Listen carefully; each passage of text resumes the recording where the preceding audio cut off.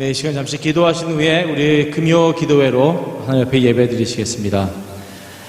하나님 아버지 감사합니다. 항상 우리와 함께 하시며 감찰하시며 주님 품 안에 있게 하시니 이 시간 감사를 드립니다. 언제나 주님 찬양을 드리고 우리의 삶이 넘어지지 않기를 바라보며 예배 속에 기쁨을 충만하게 하여 주시옵소서. 감사드리며 예수님의 이름으로 기도드렸사옵나이다. 아멘.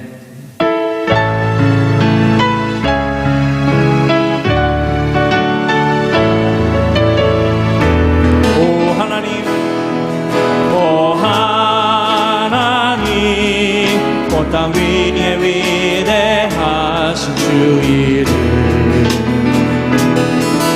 오 하나님 온 땅 위에 위대하신 주 이름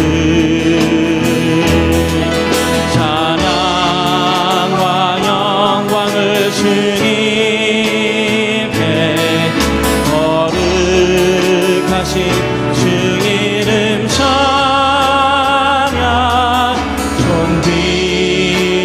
경배 주님께 영광을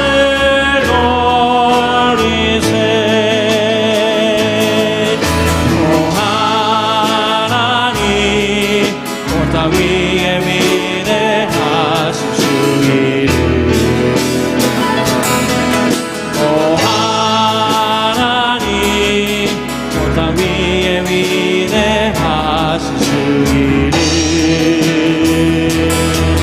찬양과 영광을 주님께 거룩하신 주 이름 찬양 존귀와 영광의 주님께 영광을 돌리세 찬양과 영광을 주님께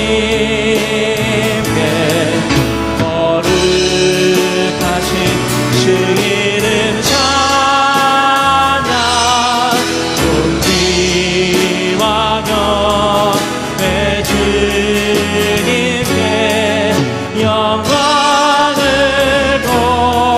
돌리세 우리 다시 한번 오 하나님 오 하나님 온 땅 위에 위대하신 주 이름 오 하나님 온 땅 위에 위대하신 주 이름 찬양과 영광을 주님께 거룩하신 주 이름 찬양 존귀와 영광의 주님께 영광을 돌리세 찬양과 영광을 주님께 거룩하신 주 이름 찬양 존귀와 영광의 주님께 영광을 돌리세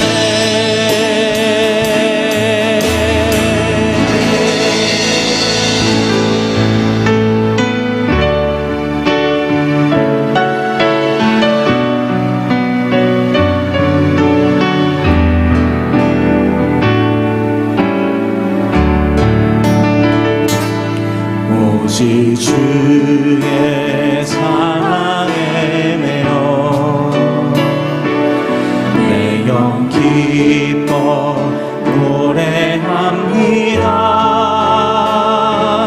이 소망의 언덕 기쁨의 땅에서 주께 사랑 드립니다.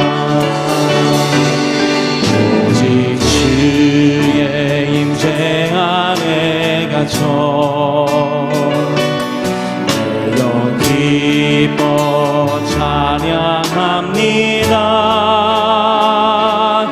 이 소명의 언덕 거룩한 땅에서 주께 경배드립니다.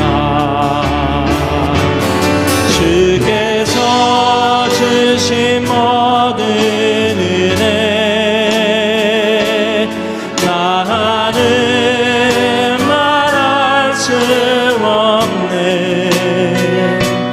내 영혼 즐거이 주 따르렵니다. 주께 내 삶 드립니다.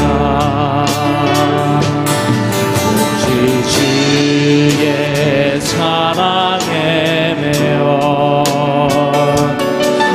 내 영 기뻐 노래합니다. 이 소망의 원건 기쁨의 땅에서 주께 사랑드립니. 주께서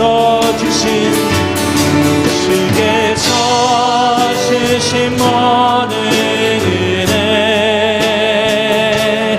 나는 말할 수 없네.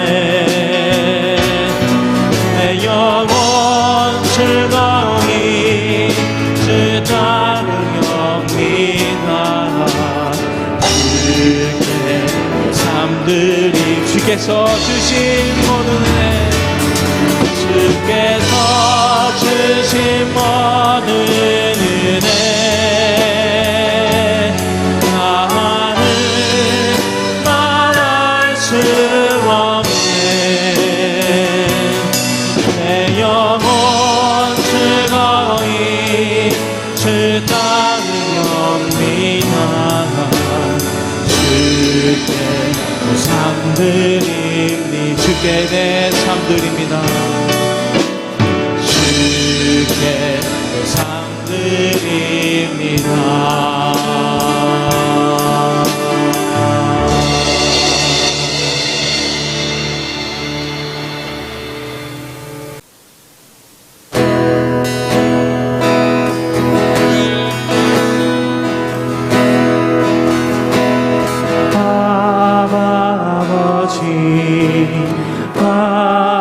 아버지 나를 안으시고 바라보시는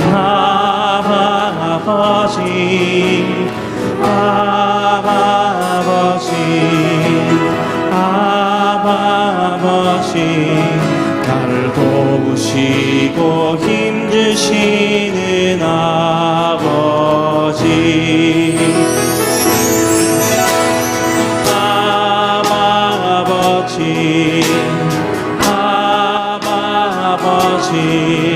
나를 안으시고 바라보시는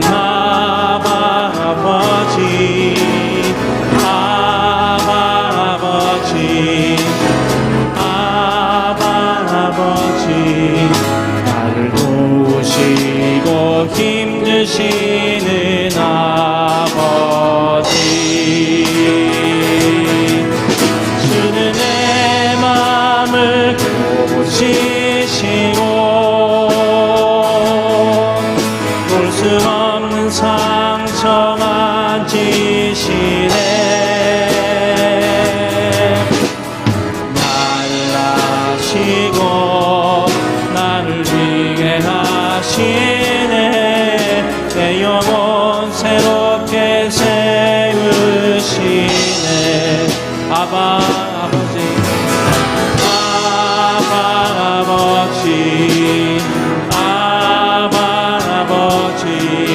나를 안으시고 바라보시는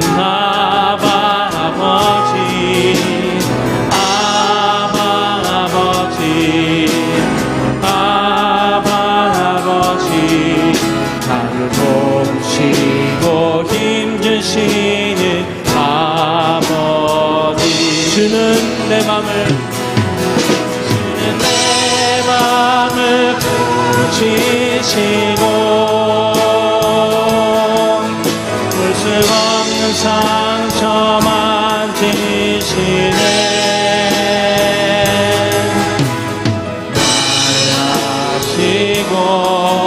나를 이해하시네. 내 영혼 새롭게 세우시네.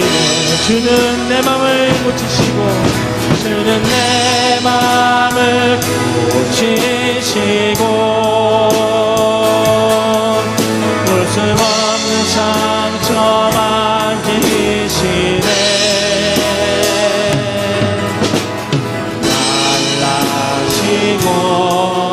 나를 이해하시네. 내 영혼 새롭게 세우시네.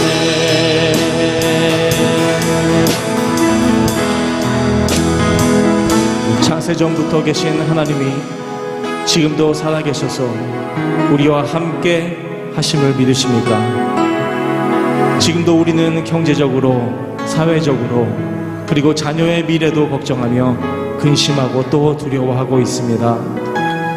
혹시나 이러한 문제를 놓고 기도하실 때에 기도의 응답이 더딘다 할지라도 잠잠히 주님을 바라보기 원합니다.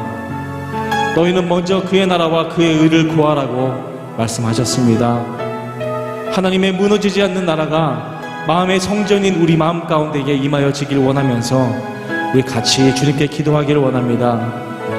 이 시간 기도하실 때에 주님, 조용히 주님이 주시는 평안이 저희 마음과 가정에 있기를 원합니다. 하나님의 나라를 구하며 이 어려운 순간이라 할지라도 주님을 의지하며 살아가게 하여 주시옵소서라고 우리 다 같이 기도드리시겠습니다. 하나님 아버지 감사합니다. 근심과 또한 걱정 속에 이 세상의 모든 짐들을 지고 저희들이 하루하루를 연명하며 살고 있습니다. 이 어려운 가운데서도 저희들뿐만 아니라 이 온 세상의 모든 사람들이 근심과 고통 속에 있습니다. 주님, 저희를 돌아보셔서 아버지 하나님, 기도하고 있는 저희 가운데에 조용히 주님 찾아오셔서 항상 주님만을 바라볼 때에 아버지 하나님 급하게 하지 마시고 아버지 조용히 주님 바라보게 하여 주시옵소서. 주님, 우리 하나님께서는 인생이 아니라고 말씀하셨습니다. 언제나 하나님께서 원하시는 그 큰 그림 안에 저희들이 같이 바라보기 원합니다. 말씀을 바라보며 깨닫는 은혜를 저희들에게 더하여 주시고 아버지 하루하루를 감사함으로 살아가는 저희가 되게 하여 주시옵소서. 아멘. 주는 내 맘을 고치시고 주는 내 맘을 고치시고 볼 수 없는 상처 만지시네. 나를 아시고 나를 이해하시네. 내 영혼 새롭게 세우시네. 주는 내 맘을 고치시고 볼 수 없는 상처 만지시네. 나를 아시고 나를 이해하시네. 내 영혼 새롭게 세우시네.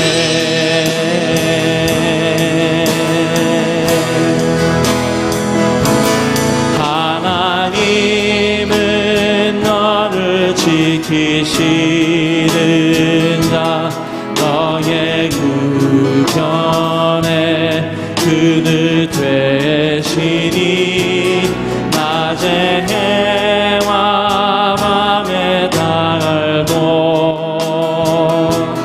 너를 깨지 못하리.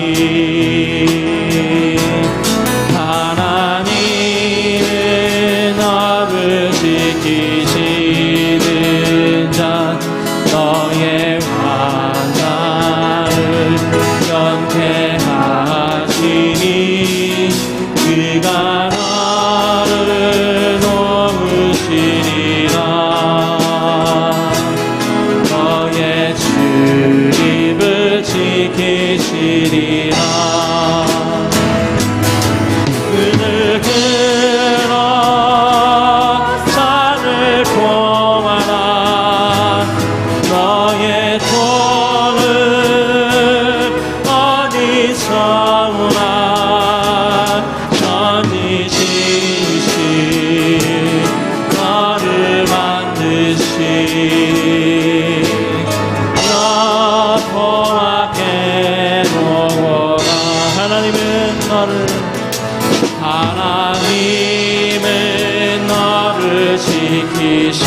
지키시는 자 너의 우편에 그늘 되시니 낮에 해와 밤에 달고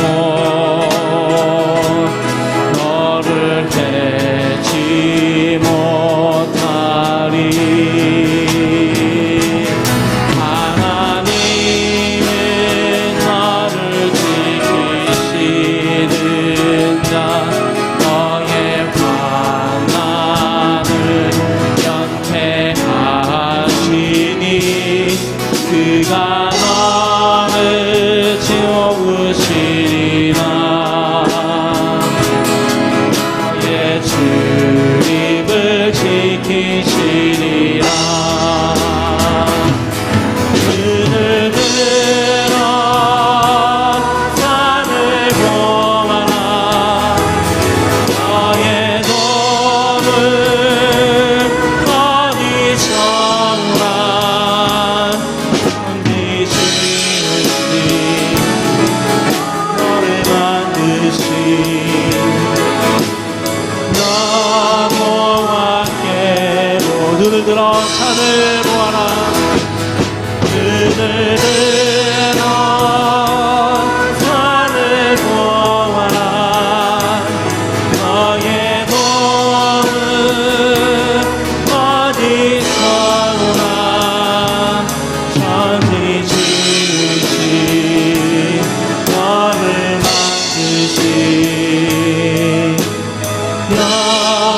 여호와께 천지 지으신 천지 지으신 너를 만드신 여호와께 오라.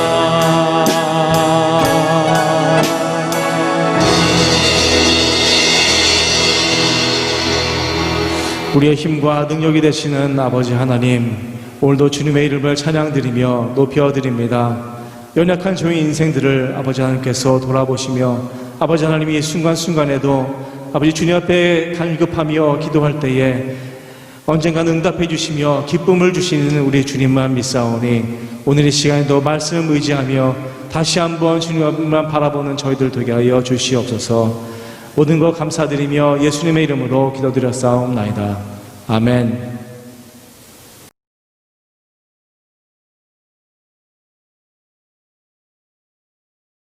내게 주신 은혜로 말미암아 너희 각 사람에게 말하노니 마땅히 생각할 그 이상의 생각을 품지 말고 오직 하나님께서 각 사람에게 나눠주신 믿음의 분량대로 지혜롭게 생각하라. 우리가 한 몸에 많은 지체를 가졌으나 모든 지체가 같은 기능을 가진 것이 아니니 이와 같이 우리 많은 사람이 그리스도 안에서 한 몸이 되어 서로 지체가 되었느니라. 우리에게 주신 은혜대로 받은 은사가 각각 다르니 혹 예언이면 믿음의 분수대로, 혹 섬기는 일이면 섬기는 일로, 혹 가르치는 자면 가르치는 일로, 혹 위로하는 자면 위로하는 일로, 구제하는 자는 성실함으로, 다스리는 자는 부지런함으로, 긍휼을 베푸는 자는 즐거움으로 할 것이니라. 아멘. 최초로 인쇄술을 개발한 사람이 구텐베르크가 아니라고 그러죠. 실제로는 우리나라의 그 직지심체 요절이라는 책이 가장 처음으로 나온 인쇄된 책이랍니다. 무려 구텐베르크가 만드는 인쇄기보다 78년이 앞섰답니다. 그런데 중요한 게 뭐냐면 그 가치, 그 인쇄기의 가치를 최대한 활용한 사람이 구텐베르크라는 거죠.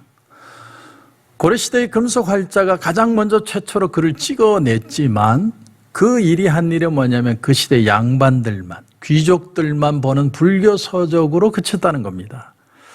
하지만 구텐베르크의 이 인쇄기는 빨리 가장 많은 사람들에게 보급하는 역할을 한 거예요. 구텐베르크가 인쇄기를 만들 때 그 포도즙과 또 올리브유를 짜는 프레스 압축기에서 아이디어를 얻었다고 그러죠. 그런가 하면 이분이 조폐공사에 이 근무를 했는데 금화와 은화를 찍는 모습을 보면서 영감을 얻어서 두 개를 합해서 인쇄기를 만들어낸 거예요.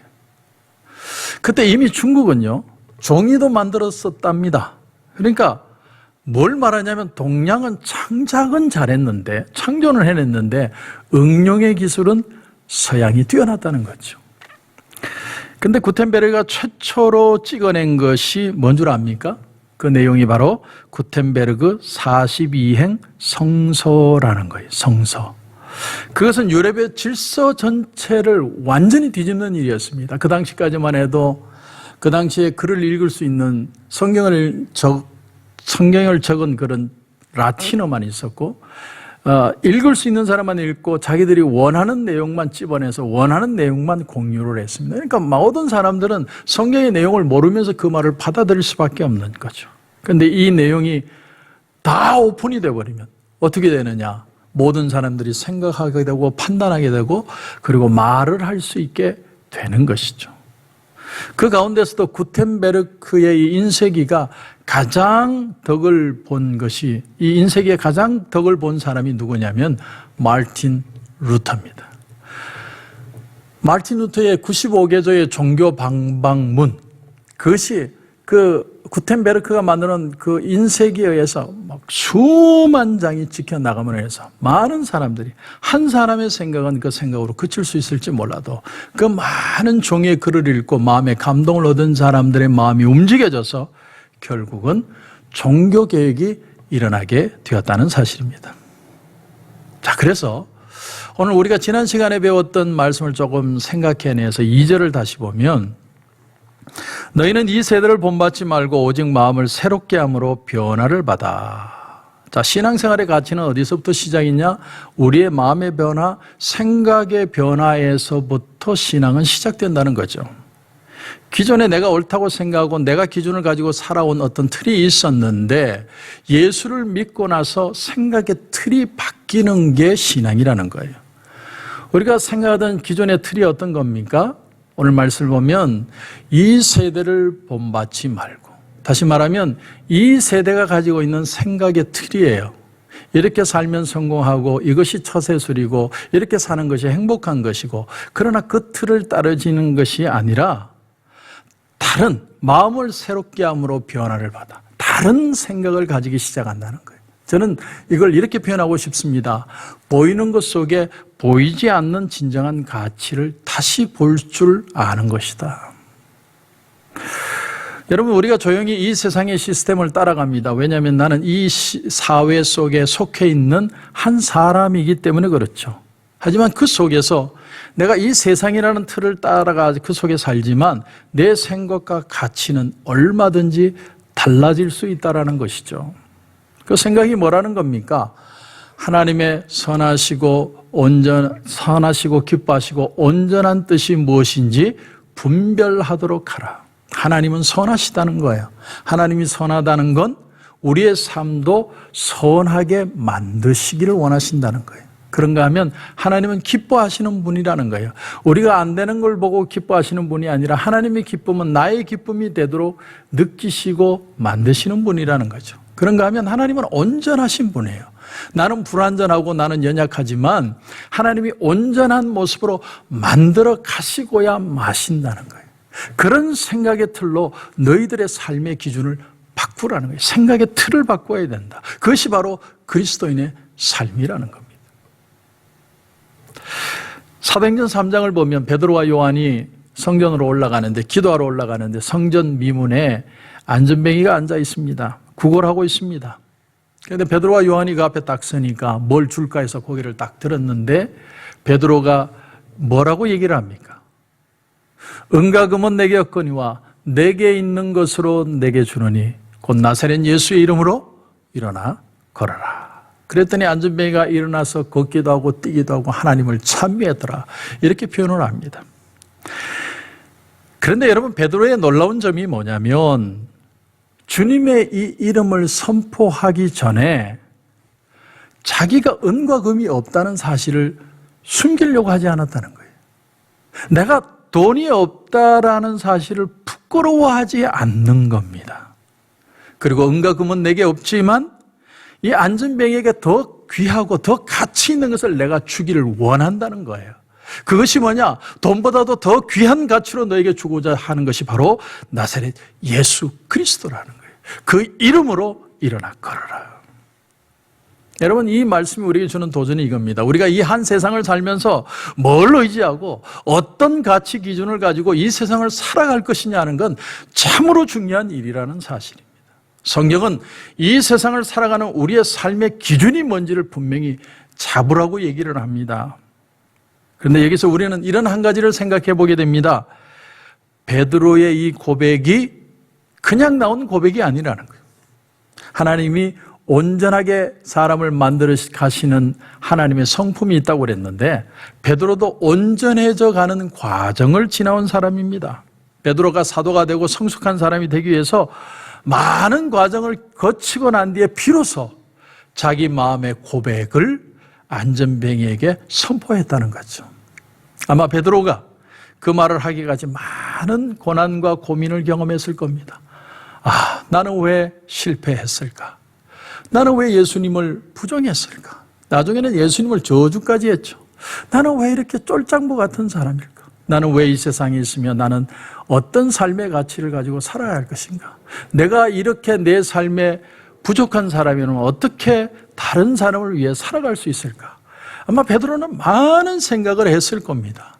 많은 마음의 고민과 두려움과 염려와 좌절과 절망의 시간을 지나가서 마침내 그 마음에 얻은 해답이 뭐냐면 나는 할 수 없지만 은과 금은 내게 없지만 내게 있는 것으로 너에게 준다. 내게 오신 나로 나를 나되게 만든 그분을 나는 너에게 소개하고 싶다. 나로 나된 가치를 느끼게 하고 다시 살아야 될 이유를 발견하신 그분을 나는 너에게 소개하고 싶다. 그것이 뭡니까? 바로 예수 그리스도라는 거죠. 예수님은 제자들이 우리가 배와 거물을 버려두고 주님을 쫓았습니다. 그렇게 말할 때 그들은 그들의 생계수단을 버린 거죠. 그렇게 버린 것에 대해서 아주 귀하게 생각해 주셨습니다. 그러나 버린 것만으로 끝난 게 아니라는 거죠. 버린 사람도 베드로처럼 실패했습니다. 그러나 버린 것보다 더 아름다운 것, 더 가치 있는 것, 더 의미 있는 것, 그것이 바로 예수 그리스도라는 사실을 깨닫고 받아들이고 부여잡았을 때에야 내 신앙은 정말 가치 있는 것으로 바뀌게 되었다는 겁니다. 여러분, 그게 행복한 사람이겠죠. 우리가 버린 거 아쉬워하고 내가 그때 왜 그걸 버렸을까? 옛날로 다시 돌아가면 얼마나 좋을까? 옛날에 내가 기대했던 삶으로 가면 지금보다 더 행복할 수도 있었을 텐데, 이런 생각만 하는 사람은 얼마나 불행한 사람이겠습니까? 그러므로 베드로가 깨달은 가장 가치 있는 일이 무엇입니까? 이전에 있던 건 내가 다 버렸지만, 은과 금처럼 귀한 건 내가 다 버렸지만 지금 나를 방황하지 않고 내 삶 속에 진정한 가치요 참 기쁨인 내 참 삶의 능력인 그것을 너에게 준다. 그것이 뭡니까? 바로 예수 그리스도라는 거예요. 나사렛 예수 그리스도. 그래서 오늘 본문에서 사도 바울도 이 지혜를 말하고 있는 겁니다. 우리 인생의 참 지혜라는 게 뭐냐? 참 세상을 지혜롭게 살아간다는 게 어떻게 사는 것이냐?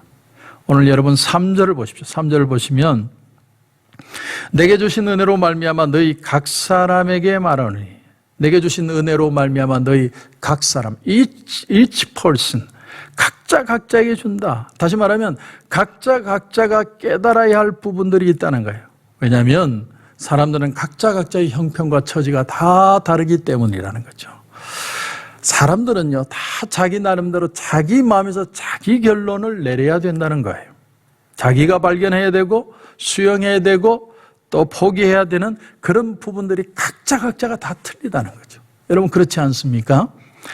너희 각 사람에게 말하노니 마땅히 생각할 그 이상의 생각을 품지 말고. 다시 말하면 자기를 과대평가하지 말라는 거예요. 정직하게 평가하는 거예요. 자기를 냉정하게 볼 줄 알아야 된다는 겁니다. 마땅히 생각할 그 이상의 생각을 품지 말고 오직 하나님께서 각 사람에게 나눠주신 믿음의 분량대로 지혜롭게 생각하라. 오늘 이 본문을 보면 지혜롭게 사는 믿음의 생활이 뭔지를 정확하게 표현합니다. 여러분, 신앙인의 지혜가 도대체 뭘까요? 하나님이요, 각 사람에게 믿음도 분량대로 주셨다는 거예요. 그러니까 각자의 믿음의 분량이 다 틀려요. 그래서 내 인생과 내 계획과 내 경영하는 모든 일들을 그 믿음의 분량에 따라서 생각할 줄 아는 게 지혜라는 거예요. 여러분, 이 말이 이해가 가십니까?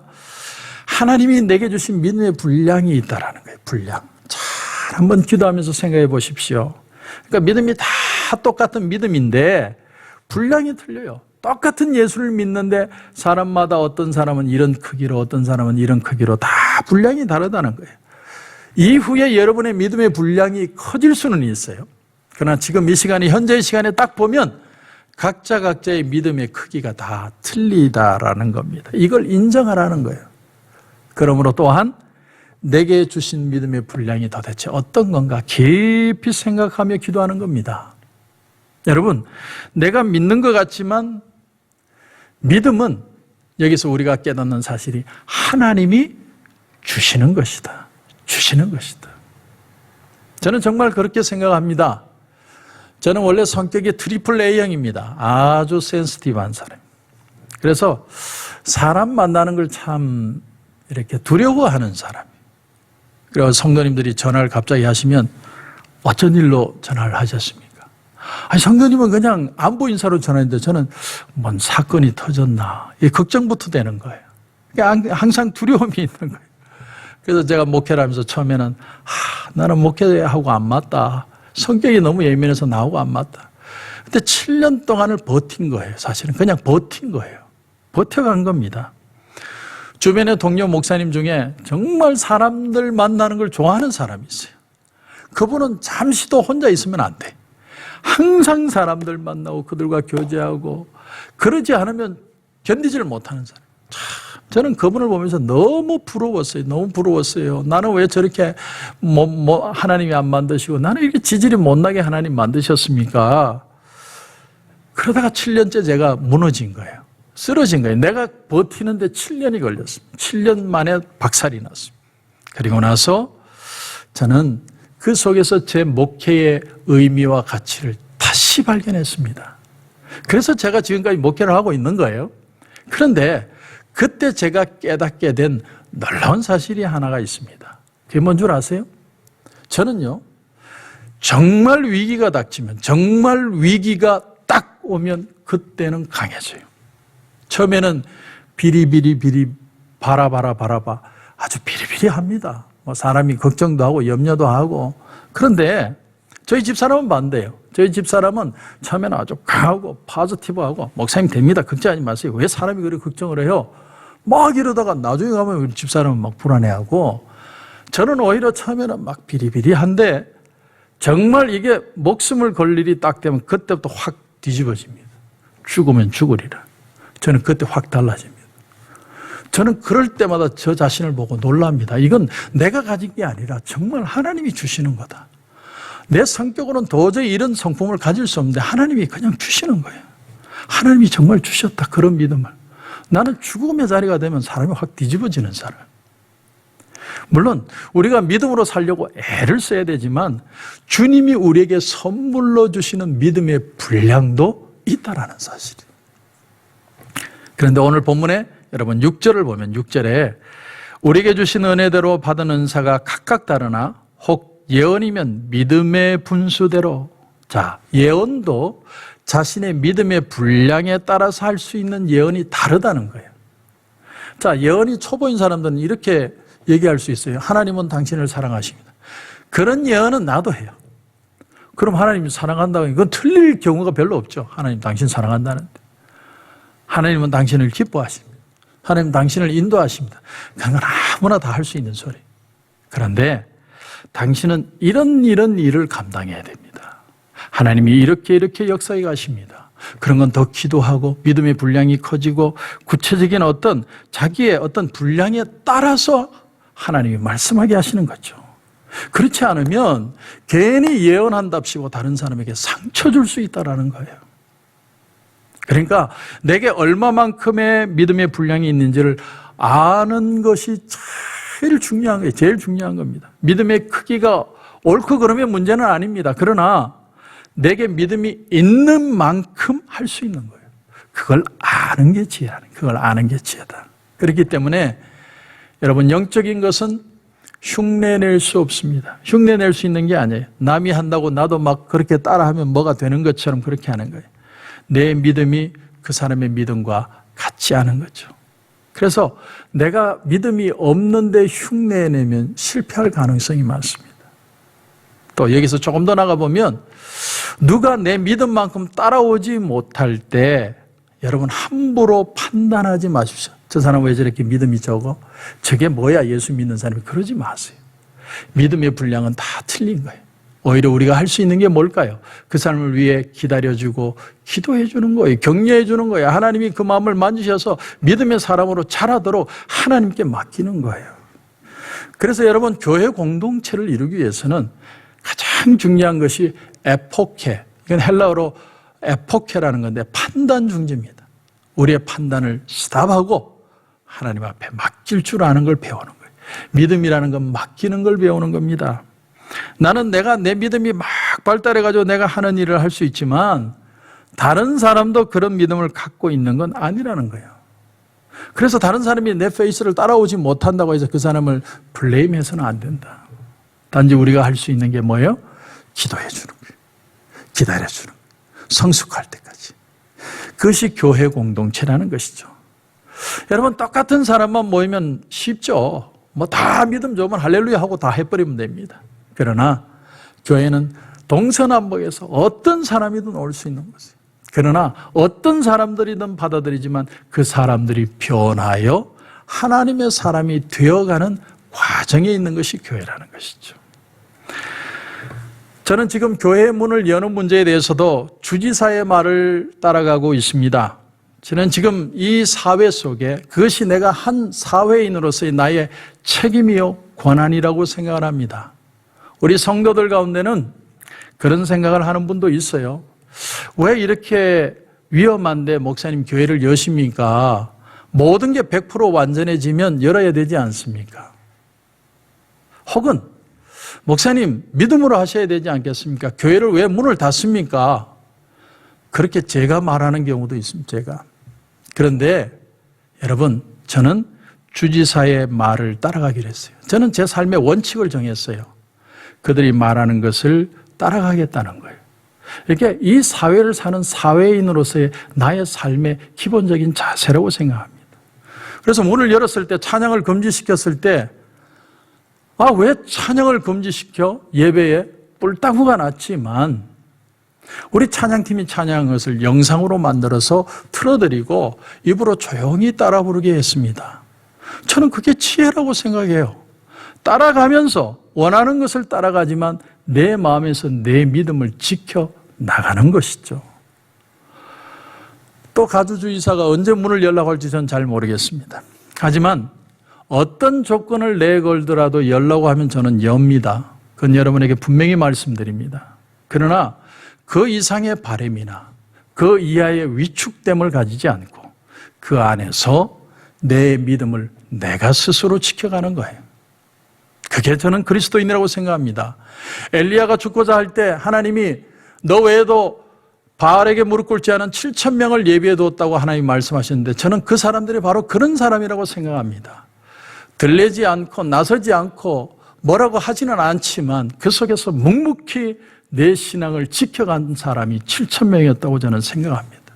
부정과 모순이 있지만 그런 사회 속을 믿음으로 당당히 내가 그 사회 속에서 때로는 어려움도 당하고 때로는 오해도 당해도 내가 그 사회의 룰을 지켜가면서도 내 믿음을 당당히 지켜나갈 줄 아는 삶, 저는 그것이 바로 그리스도인이라고 생각을 합니다. 여러분, 광야 40년을 이스라엘 백성들이 걷는데 오만 불평과 원망을 다 했습니다. 그래서 많은 사람들이 광야에서 죽었죠. 2세대가 들어갔습니다. 그러나 그 속에서 삶의 의미를 발견하게 하시고 그들의 신앙이 자라게 하시고 믿음을 성숙하게 하시는 하나님의 훈련의 과정이 있었다는 사실을 여러분 아십니까? 하나님이 이렇게 말씀하십니다. 그들의 발에 부르지 않고 그들의 옷이 헤어지지 않았다. 성경은 이렇게 표현합니다. 한 사람도 통풍 걸리지 않고 한 사람도 옷이 단벌 신사지만 옷이 떨어지게 만들지 않으셨다는 거예요. 이게 하나님의 은혜의 능력입니다. 내가 불평하고 원망하지만 그 길을 끝끝내 걸어가고야 마는 겁니다. 그랬더니 어떤 일이 일어났습니까? 여리고성 앞에 섰을 때 아직 여리고성을 들어가지도 않았는데 여리고성 사람들은 이미 소문을 듣고 있었습니다. 하나님을 믿는다는 저 광야에 뺑뺑이 도는 저 무리가 무시무시한 민족들이다. 그들은 속에 떨고 있었어요. 하나님이 그들 마음속을 두렵게 만드신 거예요. 그리고 한 기생 라합이라는 여인을 통해 하나님은 여리고성을 뒤집어 버리신 거예요. 여러분, 믿는 사람은 그렇게 사는 거예요. 그렇게. 세상과 싸우지는 않아요. 내가 나타내고 들리지는 않지만 조용히 내 믿음을 지켜가면서 당당하게 사는 거예요. 그 속에서 하나님이 이루실 일들을 기대하면서 사는 겁니다. 그게 믿는 사람이에요. 오늘 6절에 받은 은사가 각각 다르다 그랬습니다. 그러므로 교인과 회중은 서로 다른 것이 정상이에요. 각기를 원하는 건 교회를 제한하는 겁니다. 다만 우리가 서로 이렇게 다르기 때문에 교회가 한 방향으로 움직여가기 위해서는 상당한 훈련과 교육과 룰과 헌신과 희생과 화합이 필요한 거예요. 또 이해가 필요한 겁니다. 막 내 고집만 내세우는 게 아니라 전체가 하나 되기 위해서 화합하는 걸 배워야 돼요. 그게 바로 성숙이라는 겁니다. 하지만 모든 것은 주님 말씀처럼 열매로 알리라, 열매로 알리라. 마지막에 열리는 열매를 통해 하나님이 그 사람의 신앙이 드러나게 하실 겁니다. 아직은 맺고 있는 중이에요. 잎이 피고 꽃이 피고 물을 주고 있는 중이에요. 우리는 그 시간을 서로가 기다려줘야 되는 겁니다. 여러분, 제가 목회를 하면서 그리스도인들을 참 많이 보지 않습니까?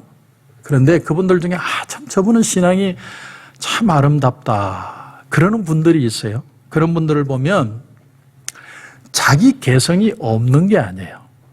개성이 있어요. 그런데 그 개성을 필요 이상으로 드러내지 않는, 참 그런 분들을 보면요, 제가 절로 고개가 숙여집니다. 그게 신앙인이에요. 그런 분들이 이웃과 화합하고 교회가 교회되게 하고 교회 이름을 드러나게 만드시는 분이에요. 저는 또한 성격상 저는 아주 센시티브한 사람이기 때문에 모든 걸 다 재보는 사람이에요. 여러분, 코로나 바이러스 사태에 대해서 여러분만큼 그 이상으로 저는 다 분석하고 다 들어본 사람이에요. 수많은 내용들을 다 듣습니다. 저는 그렇게 해야만 성격이 직성이 풀리는 사람이에요. 모르면 안 되는 사람이에요. 모든 걸 다 알아내요. 그런데 하나, 그 가운데 믿음의 몫을 남겨둬요. 믿음의 몫. 그게 뭡니까? 하나님이 역사하실 공간을 남겨두는 거죠. 모든 게 이성적으로 100% 다 판단이 돼야 움직인다면 그 사람은 그리스도인은 아니에요. 합리적인 사람일 뿐이죠. 우리는 그리스도인, 믿음의 사람들은 뭐냐? 믿음의 몫을 남겨두는 거예요. 그래야 하나님의 인도하심을 우리가 경험할 수 있지 않겠습니까? 그래서 베드로가 성전 미문에 앉았던 안전병에게 은과 금은 내게 없거니와, 정직한 거죠. 겸손한 겁니다. 나는 포기라는 시간도 가졌고 실수하는 시간도 가졌다. 그러나 나는 주님을 따랐다는 거예요. 그래서 내게 있는 것으로 내게 주노니, 엄청난 자신감이에요. 내가 이런 것이 있었고 나의 부족함이 있었지만 내 속에 역사하시고 나를 나되게 만드신 그 하나님의 능력으로 나는 너에게 고백한다. 그러므로 그리스도인들은 100% 고개만 숙이고 100% 샤이하기만 한 게 아니라 그런 면이 있기 때문에 세상이 감당할 수 없는 능력, 그런 용기, 그런 믿음을 가지고 고백할 줄 아는 사람이 그리스도인이라는 사실입니다. 이 양면이 다 공존하는 거예요. 우리 찬송가 가사에도 내가 연약할수록 더욱 귀히 여기사 청 높은 보좌 위에서 나를 바라보시네. 내가 연약할수록 더 귀하게 여기신 하나님. 하나님은 여러분에게 각자에게 어떤 모습을 주셨습니까? 오늘 본문 6절에 보면 우리에게 주신 은혜대로 받은 은사가 각각 다르다. 은사가 다르다 그랬지 은사가 없다고 하지 않았어요. 하나님은요, 모든 사람에게 먹고 살 수 있는 몫을 주셨고 각자에게 은사도 주셨어요. 나는 은사가 없다고 말하지 마세요. 하나님은 다 은사를 주셨어요. 그게 뭔지를 하나님 앞에 기도하고 사람들에게 물어보고 내게 주어진 것을 귀하게 여기고 값어치 있게 여기고 그 받은 것으로 최선을 다해 사는 것이 믿는 자의 삶입니다. 그러나 각 사람에게 나누어진 믿음의 분량대로 지혜롭게 생각하라. 어떤 분은요, 수십 년을 기도합니다. 하나님이 능력 주시면 하겠다고. 그런데 여러분, 어쩌면 이미 하나님은 그분에게 응답하신 줄도 모릅니다. 하나님이 응답이 없다는 건 응답을 하신 거죠. 너한테는 그 은사가 없다. 그러므로 우리가 어느 선까지는 배우고 어느 선까지는 우리가 가능성의 범위를 넓혀가지만 어느 선부터는 베드로처럼 응가금은 내게 없다.